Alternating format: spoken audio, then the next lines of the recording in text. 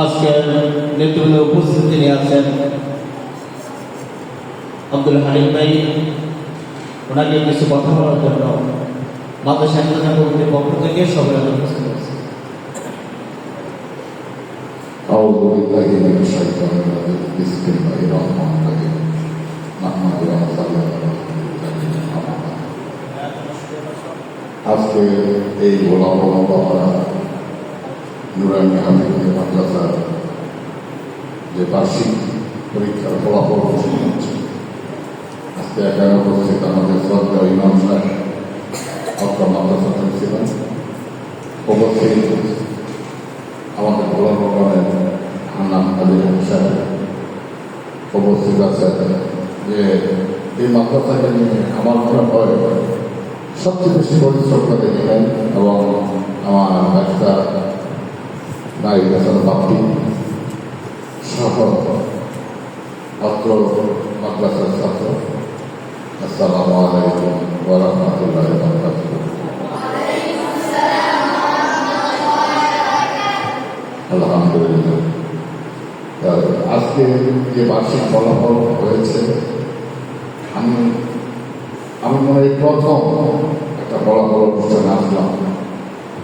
আমি শুধু জানতাম যে এখানে একটা মাদ্রাসা চলছে, মাদ্রাসার দায়িত্ব নিয়েছে আমাদের সমাজের যুব সমাজ, যাদের অত্যন্ত পরিশ্রম এবং সুন্দর সুশৃঙ্খলভাবে চাই তারা মাদ্রাসাটা পরিচালিত করছে।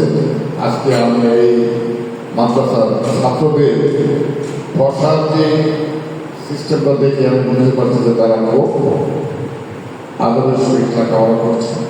সত্যি ভালো লাগছে এবং একটু গুণকৃত করা যেতে পারে যে অবশ্যই প্রিন্সিপাল এবং শিক্ষকবৃন্দ যারা আছেন প্রত্যেকটা ছাত্রকে সুশিক্ষা দান করতেছেন। আমার এটা মনে হয় এবং আমি বিশ্বাস করি।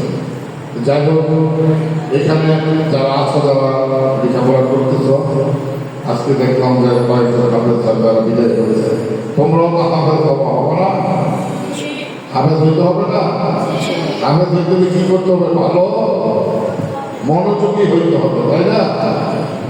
দেখো, আমরা মূর্খ, তোমাদের জন্য কিন্তু আমরা মূর্খ। আমরা যত প্রাতিষ্ঠানিক শিক্ষা শিক্ষিত হই না কেন, আমরা কিন্তু তোমাদের সঙ্গে আল্লাহ রাব্বুল আলামিন দরবারে কিন্তু আমরা আমাদের যদি কিছু করতে হয়, আমাদের যদি সাফাই দিতে হয়, সেটা তোমাদের মাধ্যমে যদি আমরা কিছু তোমাদের জন্য করতে পারি, হয়তো সেই সুবাদে সেই সাফাই আমরা তোমাদের উপর ভর করে হয়তো আল্লাহ রাব্বুল আলামিনের সেই দুজকের আগুন থেকে রেহাই পাবো, আমরা ব্যবস্থা কাপড় করতে পারি। কিন্তু আমার কর্ম যদি খারাপ হয়, সেটা কেউ নিতে পারে না। যাই হোক, তোমরা সুন্দরভাবে লেখাপড়া করবা, ভালোভাবে লেখাপড়া করবা। আগামী দিন আবার আসবো এবং এখানে এতিম কয়জন আছে দেখি একটা আতুরা তো বাবা এতিম, যার বাবা মা নাই বা বাবা নাই মা নাই, এতিম কয়জন আছে? এই কয়জনই ঠিক আছে, হুজুর আছে। আমার জায়গায় আছো, তোমাদের প্রতি শুভকামনা রইল এবং আমি হুজুরকে বলবো ঈদের পর যে কোনো এক শুক্রবার আমি আপনাদের এতিমদের সাথে আমি খাবো, ওই দিনের বাজার যারা গাড়ি করবো, এটা আপনি থাকবেন। আমার খুব ইচ্ছা যে এখানে যারা এতিম আছে এবং যারা খায় তাদের সাথে আমি দুপুরে একটা বেলা খাবো। সবাইকে ধন্যবাদ জানাচ্ছি এবং আগামী দিনে যারা পরিচালক আছে মাদ্রাসা, তাদের শুভকামনা এবং আল্লাহ রাব্বুল আলামিন যেন তাদেরকে কবুল করে নেয় এবং তাদের যেন আল্লাহ আরো মনোযোগী করে আরো সুন্দরভাবে যেন এই মাদ্রাসা পরিচালনা করতে পারে, সেই আশা ব্যক্ত রেখে আমি আমার বক্তব্য শেষ করছি। আল্লাহ হাফেজ। আসসালামু আলাইকুম ওয়া রাহমাতুল্লাহি ওয়া বারাকাতুহু।